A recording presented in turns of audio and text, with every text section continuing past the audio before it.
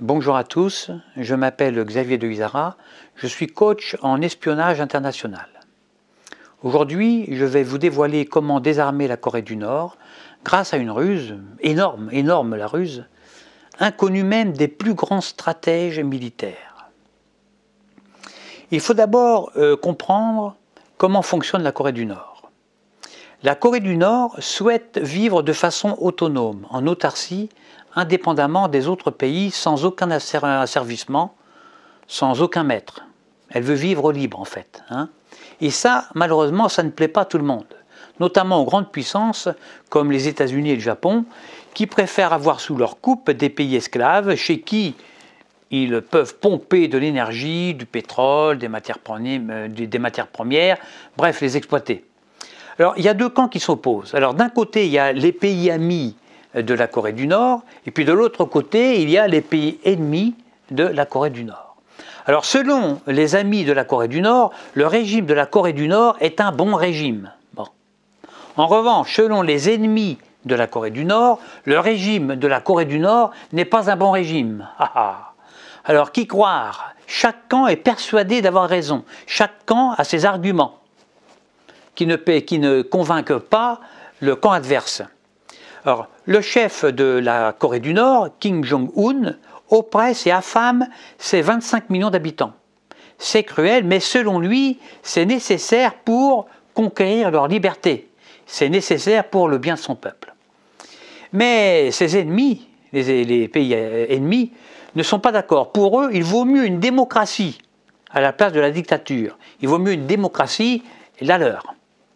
Et pour faire pression sur le dictateur, les Japonais et les Américains imposent un blocus, un embargo commercial, mais qui oppresse et affame encore davantage les 25 millions de Coréens.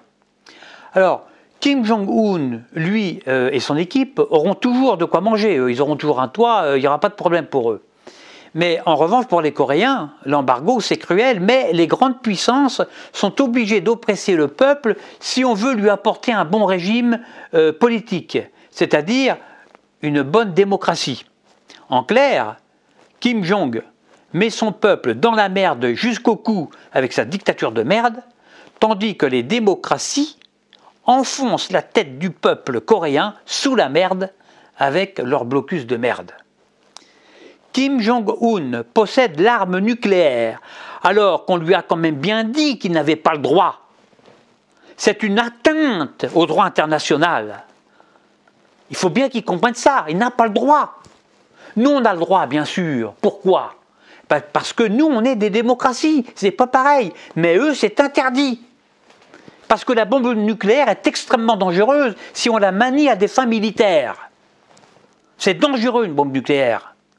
Par expérience, nous on le sait maintenant. On sait qu'une bombe nucléaire lâchée volontairement au centre, au cœur d'une grande ville de plus de 200 000 habitants, ça peut blesser des gens. Ça peut même les tuer. Hiroshima, Nagasaki. Nos bombes à nous, nos bombes nucléaires à nous, elles font le tri. Elles font le tri entre les méchants et les gentils. Nos bombes distribuent même des bonbons aux enfants, avec en bonus parfois des billes en acier. Bon, maintenant on va passer aux choses concrètes. Voici le tuto pour neutraliser la Corée du Nord. Alors moi, pour neutraliser la Corée du Nord, je préfère une méthode plus humaine, plus calme, qui consiste à confisquer leurs bombes nucléaires par ruse et non pas par la force. Alors voici mon plan. Il nous faut d'abord une espionne, déguisée en femme normale, qui se fera passer pour une secrétaire, elle aussi normale.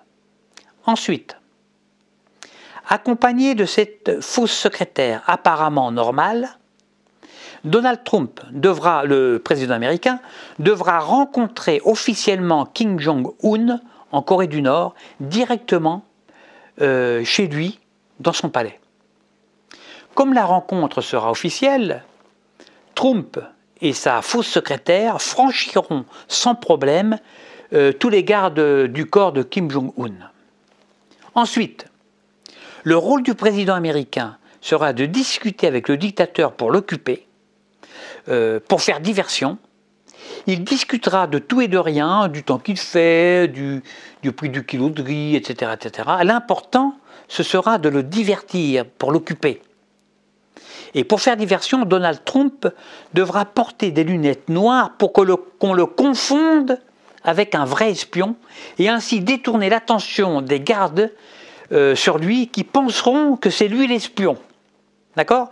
Et oui, comme ça, les gardes du corps de Kim Jong-un le surveilleront de près au lieu de surveiller la vraie espionne qui, elle, je le rappelle, sera déguisée en femme normale, donc sans lunettes noires.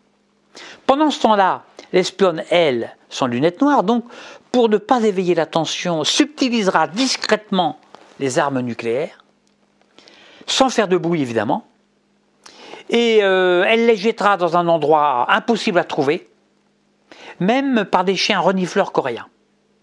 Ensuite, c'est pas fini, elle reviendra comme si de rien n'était, vers Trump et Kim Jong-un, elle se mêlera à la conversation normalement, comme si de rien n'était, comme si c'était pas comme si elle n'était pas espionne. Hein. Et là, Trump et l'espionne diront au revoir à tout le monde, sans faire paraître sur leur visage le coup tordu qu'ils viennent d'accomplir, puis repartiront aux États-Unis en prenant un avion, le premier qui sera à leur disposition. Or, bien sûr, ils devront voler en rase-motte pour éviter les radars qu'il faudra brouiller de leur côté, eux, avec un système d'ondes ultramagnétiques.